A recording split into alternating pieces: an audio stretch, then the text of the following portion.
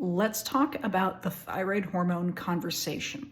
That conversation actually begins right up here in the pituitary gland that sits right behind this bone. We call that the master gland. It makes all kinds of hormones that then trickle down to other places, and then those glands make the hormones that they're supposed to make. So in the case of the thyroid conversation, your pituitary gland is going to make TSH, or thyroid stimulating hormone.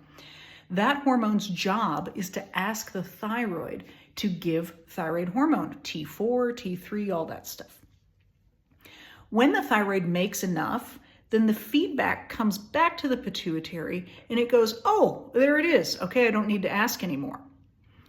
If the thyroid cannot make enough, then the feedback says, hey, we need more. And so the TSH goes up and up and up because it's asking harder and harder and harder to get the thyroid hormone it wants. If you have an overactive thyroid condition like Graves' disease or something, and this is making too much hormone, then this up here goes, I don't want this much. Stop, turn it off. And this number gets smaller and smaller and smaller.